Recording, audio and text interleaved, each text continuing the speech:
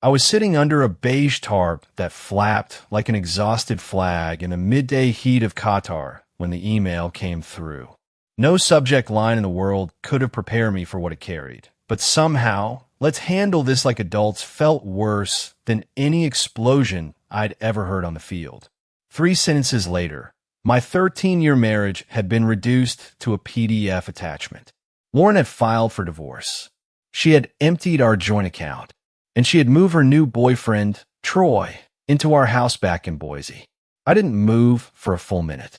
My hands, which had carried wounded friends, tightened bolts under Humvees, and held rifles steady in dust storms, now trembled above the keyboard like they didn't belong to me.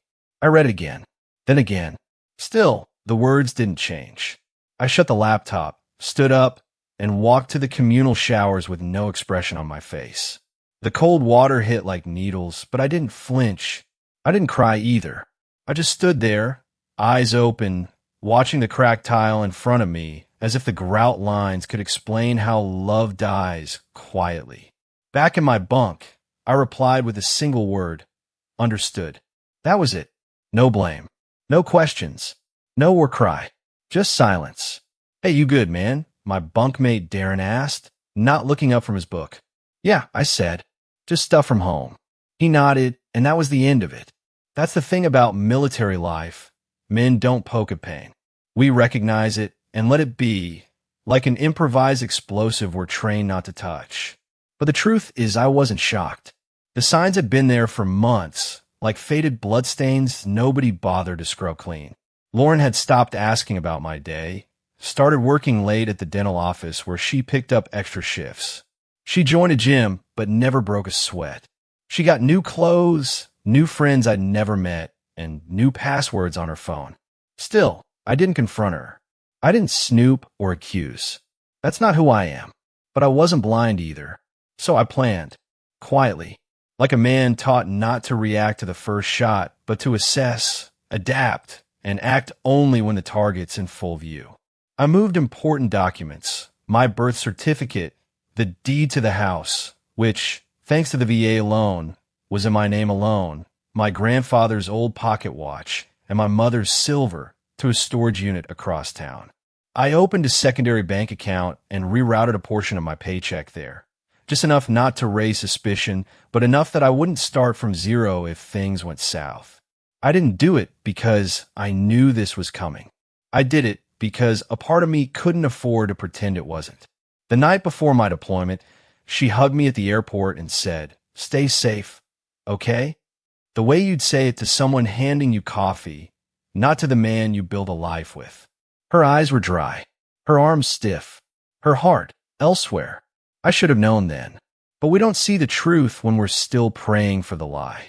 So I boarded the flight, telling myself that distance might reset us, that maybe a little space would remind her of the man behind the uniform. But war doesn't heal what the heart already buried. And now, here I was, 42 years old, a staff sergeant with no home to return to, no wife waiting at the gate, no goodbye worth a name. Just a digital signature at the bottom of a desert email and a half-empty soul learning how to stand again. Silence in the desert is never really silent. There's always a hum, generators thumping like distant heartbeats, the low murmur of radios, the shuffle of boots on sand that's hot enough to cook ration packs by noon. But after Lauren's email, everything felt muted, like I was moving underwater, every sound filtered through a thick, invisible membrane that separated me from the world. Still, I did my job. You don't get to check out just because your personal life imploded. There are men depending on you. Missions don't pause for heartbreak. But in the quiet moments, in the lull between patrols or the late-night hours when everyone else was asleep, I went back to my planning. It wasn't revenge I wanted. I didn't fantasize about yelling at Lauren or trashing our old house or confronting Troy. I just wanted my life back, not the one I had with her. That one was dead. I wanted the version of me that existed before I started bending to fit into someone else's emptiness. Lauren used to say I didn't talk enough. "You shut down every time something serious comes up," she complained. Maybe she was right. But silence isn't always avoidance. Sometimes it's a weapon. Sometimes it's armor. Sometimes it's the only thing standing between you and collapse. I thought about the house. Our house. 3 bedrooms, pale blue siding, a porch swing. I hung myself during my last leave. The swing was Lauren's idea, something romantic she saw in a movie. She never used it much after the first month. I used to sit there alone at night, sipping beer and watching the neighborhood kids ride their bikes in loops, wondering if I'd made a mistake marrying someone who wanted the idea of a soldier more than the reality of one. That's the problem with homecomings. They're not always joyful. Sometimes you come back and realize the person you were fighting for doesn't recognize you anymore. Sometimes they've already moved on. I remember during one deployment, a buddy of mine, Holloway, got a Dear John letter. His girl had left him for his best friend, emptied his savings, even sold his dog. Holloway didn't cry. He just stopped speaking for 3 days. When he finally did talk, he said, "It's not the betrayal that breaks you. It's knowing they never looked back." Those words haunted me. So I kept preparing, not for war, but for aftermath. Every week, I redirected a bit more of my paycheck into the separate account. I stored digital copies of everything important in a password-protected cloud folder. I logged into our home security system every few days just to make sure everything was as it should be. Lauren never changed the access codes. Maybe she didn't think I remembered them. Maybe she didn't think I'd care. One night, 2 weeks after the email, I sat on my bunk, watching the grainy feed of my living room from 7,000 miles away. And there he was, Troy, sitting on my couch, drinking from my Seahawks mug. My dog, Bailey, curled up beside him. My life, repurposed for another man. And Lauren? She laughed at something he said, then reached up and kissed him like I'd never existed. That was the moment something inside me shifted, not into rage, but into clarity. A cool, terrifying stillness. She thought I'd fall apart. She thought I'd scream and beg and threaten. But she forgot one thing. I don't start fights. I finish them. The next morning, I called Eric, an old friend from Basic who left the Army and became a lawyer. "I need legal help," I told him. "Discreet and urgent." "You got it," he replied. "Secure line only. Send me everything." He didn't ask what happened. Just started working. That's the thing about men like us. We don't deal in explanations. We deal in facts, evidence, plans, steps, outcomes. After the call, I compiled a list in my notebook. Things to check, documents to verify, a timeline to build, VA loan terms, house deed, pension account security, emergency leave request options, access logs on our joint bank account. It wasn't paranoia anymore. It was protocol. Lauren once told me I overthink everything. Not everything is a mission, Marcus, she said. But she was wrong. In my world, everything is a mission. You don't survive 20 years in the military without learning that. I didn't even feel angry, just focused, sharper than I'd felt in months. And then, like clockwork, another hit came. While eating in the mess hall, my phone buzzed. A bank alert. $88,500 withdrawn from the joint savings. That was nearly everything. The money we saved to start a family. The emergency fund we built together. Gone. I set down my fork and stared at the notification like it was a mine I just stepped on. Nobody noticed. Around me, guys were joking, video calling their kids, laughing like the world wasn't on fire. I excused myself quietly and went straight to the comms tent. Called the bank. Asked for transaction records. The woman on the line paused after reading my name. "Sir, these transfers have been happening for weeks." Weeks. Right after I deployed. Back in my bunk, Wilson, another guy in my unit, approached. "Heard from Alvarez you looked like you saw a ghost at dinner," he said. "My wife emptied our accounts," I replied flatly. "Moved her boyfriend in. Sent me divorce papers while I was on patrol." Wilson didn't flinch. Didn't gasp. He just asked, "What's your plan?" Not, "Are you okay?" Not, "Man, that's rough." Just, "What's your plan?" I nodded. Still working on it. And I was. Every step from now on would be calculated. No more hope. No more illusions. just strategy. In war, you don't get to choose the battlefield, but you do get to choose how you fight.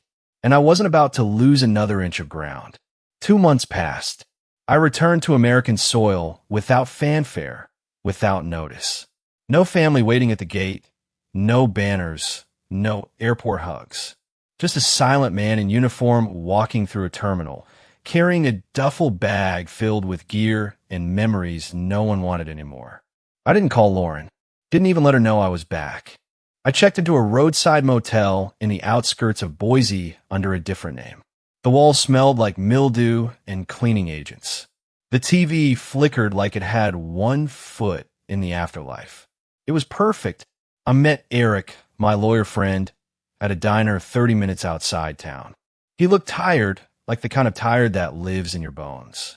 "You look like hell," he said as I slid into the booth.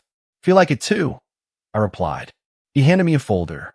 Manila, worn at the corners, like it had been opened and closed too many times. Everything we discussed. House deed, VA loan terms, bank statements. He paused, then pulled out another sheet. And this. I stared at it. My signature, or something that tried to be my signature. It was close, but not close enough. The middle initial was off. The flourish on the M too sharp. It looked like someone had traced it over a few times until their hand memorized it. "Lauren?" I asked, but I already knew. Eric nodded. 3 months ago, she refinanced the house. Pulled $330,000 in equity. My throat dried. She needed my signature, and she faked it. Because the VA loan is in your name only. That's federal. I leaned back in the booth. The seat squeaked under me like it couldn't hold the weight of what I just learned. "Jesus. It gets worse," he said, flipping the page. She listed Troy as a co-applicant. The name hit like shrapnel, sharp and unavoidable. "Troy Fields," he continued. "2 DUIs and a fraud charge from 2019. Your money. Your house." His hands. For a long time, I didn't speak. I just stared at the condensation sliding down my glass of water. The world hadn't stopped spinning. People still paid for pancakes. Kids still bickered in the booth behind us. Waitresses still poured coffee like none of this mattered. But to me, everything had tilted sideways. She forged my name, took out a loan, emptied our savings, I said quietly. And now she's living in my house with a felon. She tried to sell it too, Eric added. I found transfers to a guy named Calvin Monroe, real estate agent, known for quick cash sales. A lot of military houses. A little too fast, a little too frequent. And he's tied to Troy. Yeah, they've closed 3 deals together in the last 2 years. Looks like a pattern. I rubbed my face. So this isn't just a divorce. This is a goddamn operation. Eric nodded. And you're not the first soldier it's happened to. The anger didn't come in waves. It came in cold, like frost seeping into cracks, slow and unstoppable. She hadn't just left me. She hadn't just taken my money. She'd taken the home I built, the porch swing, the living room I painted, the kitchen tiles I laid down one by one while she sat on the counter and read magazines out loud. She sold memories. I drove by the house the next day. Her car was in the driveway. Troy's truck wasn't. I parked 2 blocks away, waited. Thought about knocking. About confronting. But that wasn't the plan. I went to the bank instead. Met the loan officer who had processed the refinance. I showed him my military ID. Showed him my real signature. Then I slid the forged documents across the table. His face went pale. "I'll need to report this," he stammered. "I already have," I said. That night, Lauren texted me for the first time in months. "Lauren, who have you been talking to at the bank?" Troy said someone was asking questions. I didn't reply. The next day, I filed paperwork with the county clerk. Contested the refinance due to forgery. Registered formal notice that no changes could be made to the property without my consent. She called. I let go to voicemail. "Lauren, Nathan, we need to talk." The bank called about the house. "What are you doing?" "If this is about the divorce, we can discuss it like adults." Like adults. The same 3 words she used to end 13 years in a PDF. Still no reply. Eric called. They froze the refinance money. I nodded. "And there's more." Troy got pulled over in your truck this morning. Suspended license. Good, I said. He also had stolen prescription pads in the glove box. From the dental office. I closed my eyes. Lauren worked there. They're investigating. Could be a felony. Part of me wanted to warn her. Old habits die hard. But I didn't. Not this time. I remember the footage. Troy in my sweatshirt. Lauren using my mug. My dog following a new master like I never existed. No, she'd chosen her side. This was war now, and I wasn't marching into it with rage. I was bringing precision. Tomorrow, I'd go to the FBI. But tonight, I just sat on the edge of my motel bed. And for the first time in months, I let the silence speak for me. It didn't say, "Why did you do this?" It whispered, "I'm still standing." The next morning, I walked into the FBI field office in Spokane without hesitation, without anger, without the need to be understood. Just the weight of my case in a manila folder and the kind of silence only betrayal can leave behind. Agents Patel and Carter greeted me with clipped nods and steady eyes. No small talk, no sympathy, just a shared understanding that this was war now, and I wasn't walking in as a victim. I laid out every piece of the puzzle on their desk. The forged refinance documents, the security camera footage, the email confirmations, the bank transfers, the proof that my signature was not mine. Agent Patel, efficient and sharp, flipped through the pages like someone looking not for shock, but for confirmation. Carter recorded everything, asked precise questions about timelines, motivations, patterns. They told me my case was the one that made the whole operation look like what it truly was. Not a random string of bad marriages, but a structured fraud ring, preying on military families while the ones in uniform were half a world away. I asked them what would happen to Lauren. They didn't give me false hope or easy answers. Just a glance between them and a careful reply. It depends on how involved she was and what I wanted to pursue. I didn't say anything to that. Not yet. They asked when Lauren started talking about finances, about selling the house. I told them around 6 months ago, the same time she must have met Troy. I told them she never asked about the refinance, never mentioned needing my signature, just forged it and moved on like it was hers to sell. When I left the building, I wasn't angry. I wasn't vindicated. I was focused. For the first time since that email in the desert, I felt like I had ground under my boots again. That night, Lauren texted me, asked to meet in person, said we needed to talk, picked Riverfront Park, as if we were still people who solve things in conversations. I didn't answer. Instead, the next morning, I sat in Eric's car across the street from my house, watching like a ghost that wouldn't leave. At 9:45 sharp, Lauren walked out, got into her car, and drove off in the direction of the park, no doubt imagining me waiting there with some vulnerable plea in my throat. She thought I wanted closure. What I wanted was evidence. 10 minutes later, a car pulled up. Gray Honda. Real estate logo on the door. Calvin Monroe stepped out, followed by Troy. They shook hands like partners, not criminals, and walked into my house without a second thought. Eric leaned forward, asked if we should follow them. I said no, and pulled out my phone. The security cameras I'd installed a year ago were still active, interior and exterior cloud-connected. I showed Eric the feed as Monroe, took photos. Troy pointed at the shelves I built with my own hands. List by the end of the week, Monroe said. Got a cash buyer already.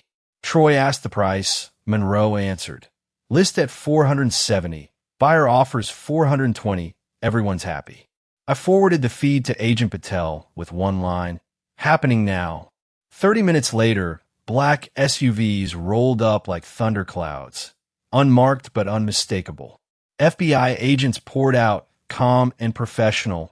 No shouting, no panic, just justice on a quiet street.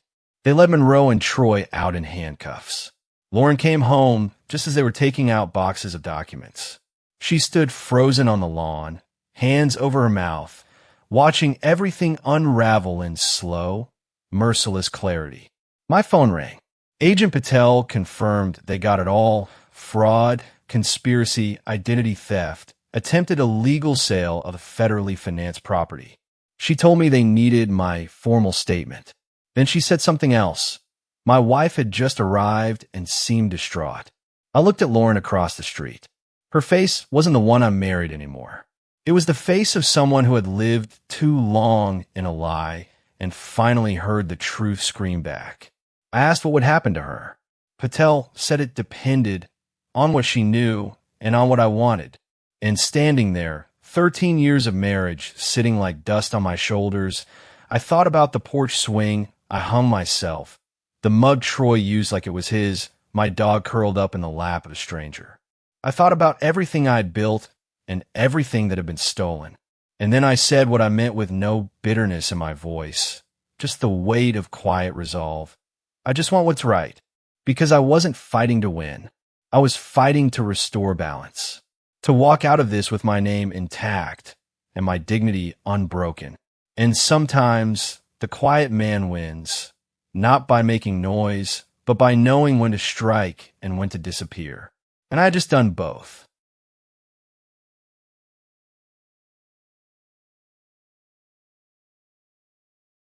A year later, I sold the house. Not because I had to. Legally, it was mine again. Every floorboard, every screw, every memory still embedded in the drywall. But I couldn't walk those halls without feeling the echoes of laughter that wasn't mine anymore. The betrayal lived in the walls like mold, silent but toxic. So I signed the papers, closed the door one last time, and walked away without looking back. I used the money to buy a cabin outside Flagstaff, Arizona. 2 bedrooms, 10 acres of land, a quiet creek running behind it like a second heartbeat. No neighbors for miles, just trees, wind, and silence. The kind of silence that doesn't press on your chest, but lifts it. I took early retirement from the Army after 20 years. Years, enough battles, enough proving myself to people who never stayed long enough to see what I gave up to serve. I named my dog Scout, German Shepherd, loyal, steady. He didn't care about my past, only that I threw the stick and let him sleep at the foot of the bed. I spent my days fixing things, chairs, cabinets, fences, pieces of other people's lives that needed mending. The pension covered my bills. The work covered my mind. I didn't talk about Lauren much. Not because I hated her. That part burned itself out. I just didn't feel anything anymore. She made her choices. I made mine. James, my lawyer, told me she moved back to Oregon. Started over at another dental office. Maybe she found peace. Maybe not. That wasn't my story to follow. One afternoon, a letter arrived with a Fort Worth return address. Handwritten. No name. Inside was a folded piece of lined paper and a Polaroid of a family standing in front of a modest house. Man in Navy uniform, 2 little kids, woman with eyes that had seen storms. The note read, "You don't know me, but you saved our home. The FBI gave us your name. Thank you. You fought when it would have been easier to walk away." I read it twice, then pinned it to my refrigerator with a magnet shaped like a trout. Some days, when the quiet around me got too heavy and the ghosts wandered a little closer than usual, I'd read that letter again. Proof that all of it, every broken piece, every sleepless night, every time I chose strategy over rage, had meant something. Last I heard, Troy was still in prison. Monroe, too. Lauren had signed a settlement. Full restitution, no claim to my house, no piece of my pension, and a confession that she had forged my signature. In exchange, I didn't press charges. I could have. Maybe I should have. But I wasn't interested in putting her behind bars. I was interested in putting myself back together. And you don't build from ashes by burning what's left. You build by choosing wood, and hammer, and time. Every morning I drink coffee on the porch with Scout at my feet, watching the sun lift itself over the mountains like it's trying again, just like I am. I plant tomatoes even though I don't really like them. I help the widow down the road fix her shutters. Sometimes I get a call from Eric. Sometimes I get silence. Both are fine. I don't need noise anymore. What I build out here can't be stolen. It doesn't live in bank accounts or paper deeds. It lives in the way my hands know how to sand cedar. In the sound of Scout's collar jingling as he runs toward the creek. In the peace that comes from knowing I gave the fight everything I had, and then walked away without bitterness. And sometimes, when the air is still and the past creeps in like fog, I close my eyes and remember that I am no longer the man who waited for love to come back. I am a man who learned how to stay with himself. And that, above all else, is something that can't be stolen. If you made it this far, thank you. Not just for watching, but for listening. We all carry quiet wars.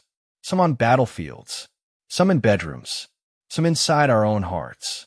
If this story touched something in you, if it reminded you of someone you loved, or someone you lost, don't let it just be a video. Leave a comment. Share your story, even if it's just a sentence. Sometimes knowing you're not alone is the first step to healing. And if you believe more people need to hear stories like this, raw, honest, and true, then like this video, subscribe to the channel, and hit the bell so you won't miss the next chapter. Because sometimes it's the quietest voices that carry the deepest truths.